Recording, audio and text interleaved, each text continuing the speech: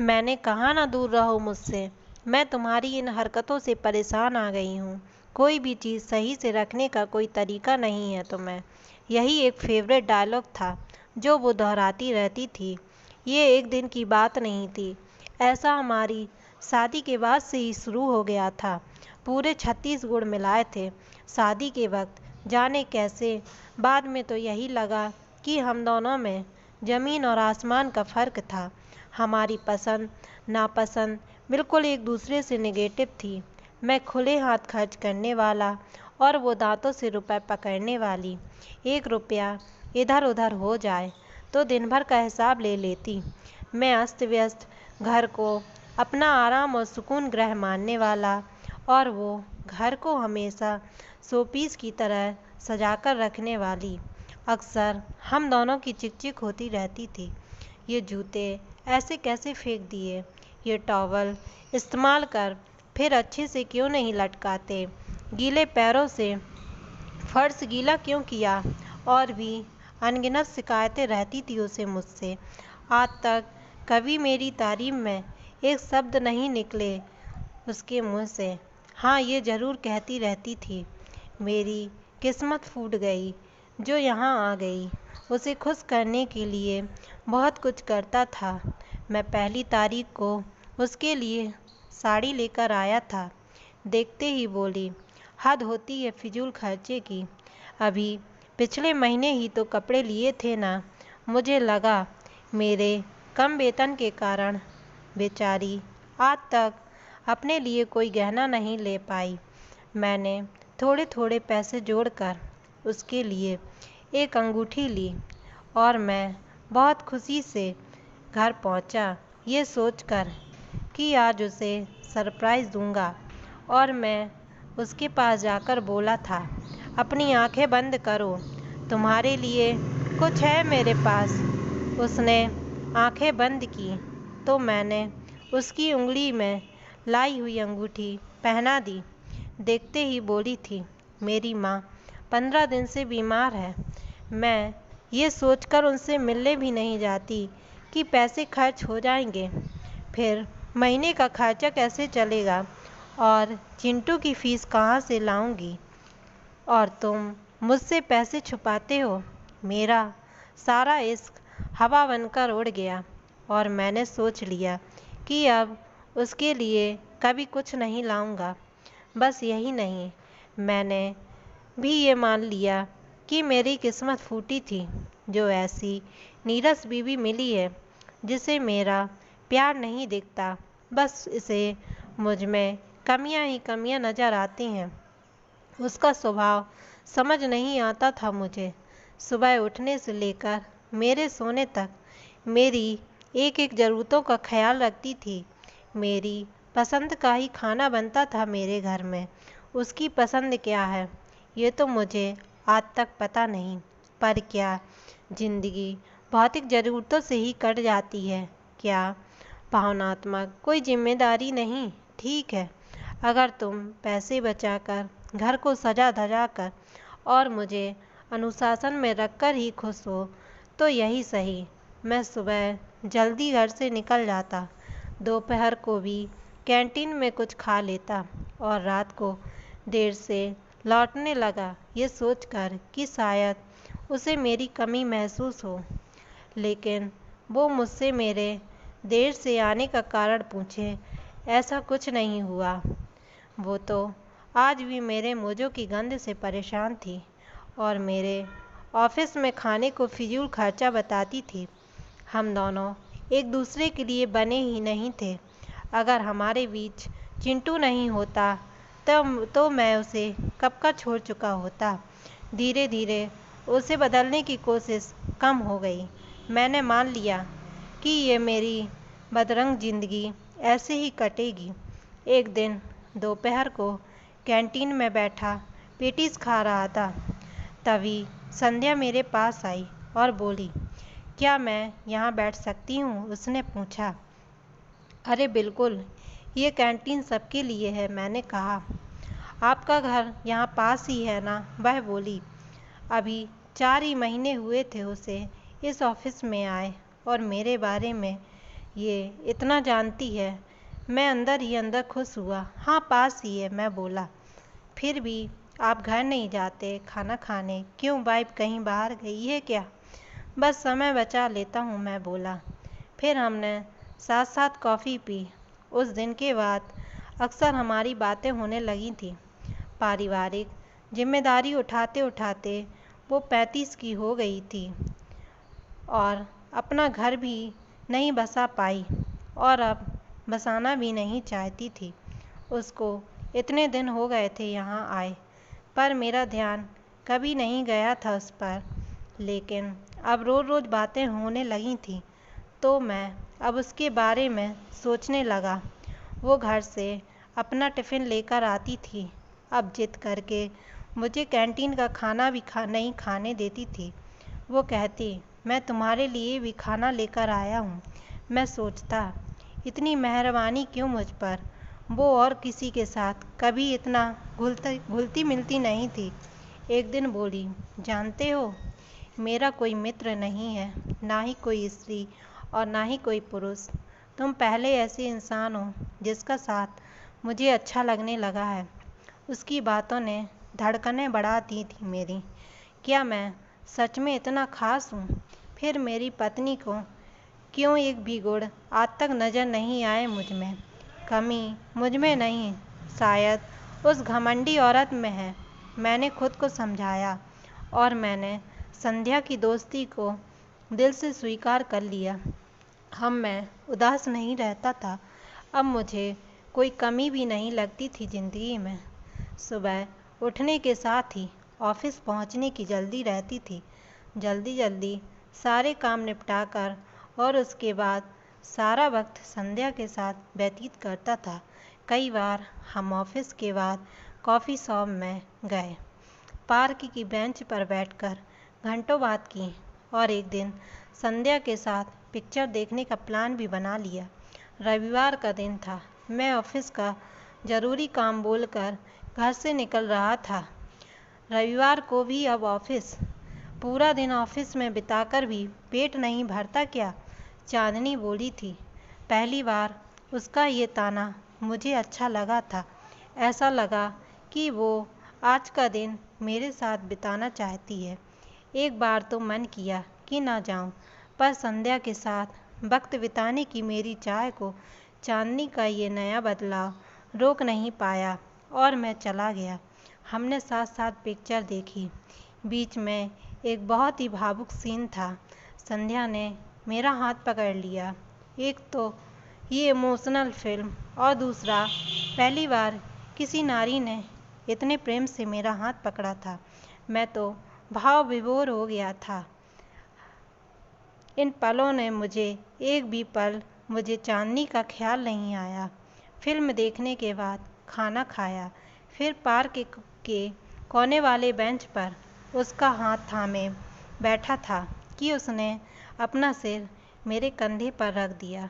फिर मुझे तो जैसे पंख लग गए हों। रात को जहाँ मैं मुँह लटकाए घर आता था, वहीं मैं अब गुनगुना रहा था। चांदनी ने भी मुझे एक भी बार मेरी इन हरकतों के लिए नहीं टोका। फिर रात को वो बड़े कोमल स्वर में मुझसे बोली, ऑफिस में आजकल बहुत काम होता है क्या? मैं बोला, हाँ, आजकल काम ज़्यादा कर रहा हूँ जिससे मैं तुम्हें थोड़े ज़्यादा पैसे दे पाऊँ, इसलिए ओवर टाइम करता हूँ। वह बोली, कोई ज़रूरत नहीं इतना काम करने की, कम खर्च में ही घर चलाना आता है मुझे। कल से 5 बजे ही ऑफिस से निकल आना। मैंने कहा, देखता हूँ। अभी मैंने बहुत काम ले लिया है ऑफिस में, पहले उसे ख़त्म करना तो ज़रूरी है। फिर वो मेरे कंधों में सिर रख कर सो गई। मैं रात भर सोचता रहा, ये अच्छी है या बुरी?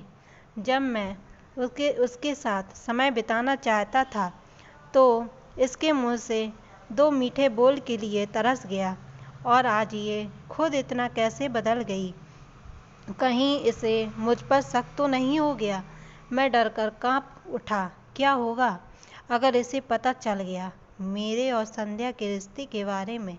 ये तो घर से ऑफिस तक मुझे बदनाम कर देगी। इसके गुस्से का कोई भरोसा नहीं, कहीं सबके सामने मेरे ऊपर हाथ न उठा दे, फिर क्या इज्जत रह जाएगी मेरी। मैं तो कहीं मुँह दिखाने लायक नहीं रह जाऊंगा। मैं ये सोचकर ही इतना डर गया कि वो मुझे बगल में लेटी नागिन लगने लगी, जो किसी भी पल मुझे डस सकती थी। मैंने डरकर उसे दूर किया और दूसरी ओर मुँह करके सो गया।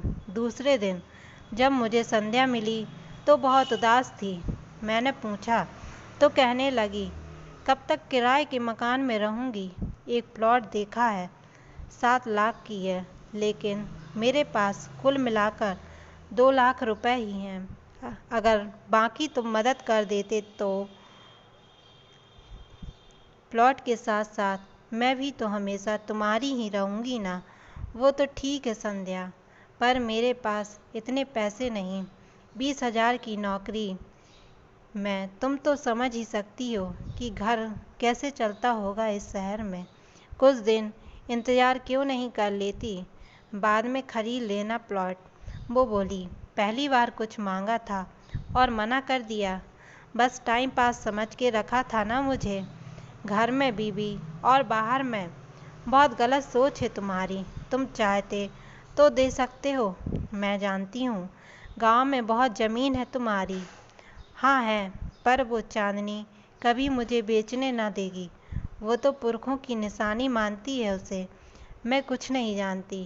कैसे भी करके मुझे पैसे दो, नहीं तो मैं ये सारी तस्वीरें तुम्हारे घर भेज दूंगी।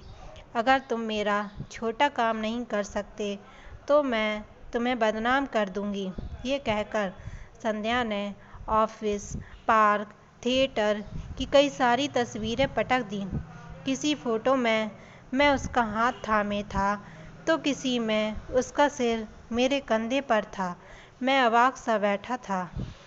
अब जान देने के सिवा कोई चारा नहीं बचा था। ये सोचते हुए मैं घर की ओर बढ़ रहा था कि एक आखिरी रात चांदनी और चिंटू के साथ बिता लूं। कल सुबह घर से निकलूंगा तो फिर वापस न लौटूंगा। चांदनी के हाथों मरने से अच्छा है कि चुपचाप मर जाऊं। मैं घर पहुंचा, मन बहुत उदास था। खाना भी नहीं खाया, बस चिंटू को सीने से लगाए बैठा रहा। चांदनी भी न जाने क्यों आजकल मुझे किसी भी बात के लिए कोसती नहीं। आज ऐसा लग रहा था कि वो मुझे खूब खरी खोटी सुनाए। रात बीत रही थी, चिंटू भी सो चुका था। मैं आंखें खोले घर घर करते पंखे को एकटक देख रहा था। मुझे लगा चांदनी सो गई है। संध्या से झगड़ा हो गया है क्या, जो इतने उदास हो। वो मुझसे मुँह फेर कर बोली। मुझे लगा अभी मेरा दिल उछलकर हाथ में आ जाएगा। इतना डर गया मैं। लाख कोशिश के बाद भी मेरी आवाज़ नहीं निकल रही थी। कुंवारी है ना वो, साथ रहना चाहते हो क्या, वो मुझसे बोली। नहीं तो ऐसा क्यों बोल रही हो, मैंने मरी हुई आवाज़ में कहा। तुम्हें ऐसे नहीं देख सकती मैं। तुम्हारी खुशी के लिए मैं तुमसे दूर जा सकती हूँ। इतना डरने की ज़रूरत नहीं है मुझसे। खा नहीं जाऊँगी तुम्हें। मैं बोला, अगर इतना प्यार करती हो तो कभी दिखाया क्यों नहीं। क्यों कभी मेरी भावनाओं की कद्र नहीं की। तुम्हें पता है कितना दुखी रहता था मैं। आज जो भी हुआ उसकी जिम्मेदार तुम हो। मैंने रोते रोते बोला, जानती हूँ सारी गलती मेरी ही है। उसने आसानी से मान लिया। बचपन से सदा अपने पिता को, माँ को दबाते हुए देखा था। उनकी हर छोटी छोटी गलती पर वो उन्हें मारते पीटते थे। माँ हमेशा डरी सहमी रहती थी। मैं माँ पर गुस्सा करती थी कि तुम चुपचाप क्यों सहती रहती हो, तुम उनसे कुछ कहती क्यों नहीं। तब से मैंने सोच लिया था कि जो मेरे घर में होता है वो अपने घर में नहीं होने दूंगी। इसलिए बहुत प्यार करते हुए भी कभी जताया नहीं तुम्हें। पर जब मुझे मेरी गलती समझ आई, तुम मुझसे दूर जा चुके थे। मैं चिंटू को घुमाने पार्क गई थी, वहीं देखा था उसे तुम्हारे कंधे पर सिर रखे बैठी थी। बाद में पता किया तो पता चला कि तुम्हारे ऑफिस में ही काम करती है। मुझे माफ़ कर दो चारू, मैं हाथ जोड़कर रोता हुआ बोला। वो बोली, अब तुम क्या चाहते हो? जो चाहोगे तुम, मैं वैसा ही करूँगी। मैंने कहा, मैं तो कल भी तुम्हारे साथ था और आज भी तुम्हारे साथ ही रहना चाहता हूँ। वो मुझे ब्लैकमेल कर रही है, कहकर मैंने उसे सारी बात बता दी। वो बोली कि जब तुमने उसे मना कर दिया तो वो होती कौन है डराने वाली। कल से उसकी हिम्मत नहीं होगी तुम्हें आंख उठाकर देखने की। चलो अब आराम से सो जाओ। तुम क्या करने वाली हो? वो बोली, ये जानकर क्या करोगे तुम, और अगर फिर किसी को दोबारा देखा तुमने तो? वो आंखें दिखाकर बोली, तुम नहीं बदल सकती, अब भी डांट रही हो। देखो तुम प्यार से रहोगी तो कसम खाता हूँ फिर किसी को आंख उठाकर नहीं देखूँगा। ठीक है, कल घर में रहकर चिंटू का ख्याल रखना, मुझे कहीं जाना है, कहकर बोली, सो जाओ। आज जिंदगी की मीठी नींद थी जो इस रात मैंने ली थी। सुबह जब उठा तो वो जा चुकी थी, न जाने कहाँ गई थी। ये सोचकर मैं डर रहा था। 2 घंटे बाद वो लौटी और बोली, अब तुम्हें कोई परेशान नहीं करेगा। मैंने पूछा, क्या किया तुमने? करना क्या था? बाल पकड़कर घसीटते हुए पुलिस थाने ले जाने लगी तो मेरे पैर पकड़ लिए और रो रो कर कहने लगी, मुझे बदनाम न करो, मैं कल ही इस शहर को छोड़कर चली जाऊंगी। अब जब वो चली ही जाएगी तो हमें क्या। मैं वापस आ गई। वो आराम से बोली, मुझे पहली बार ऐसी खतरनाक पत्नी मिलने पर गर्व हो रहा था। मैंने भगवान का ढेर सारा धन्यवाद किया और अपनी चांदनी को गले से लगा लिया।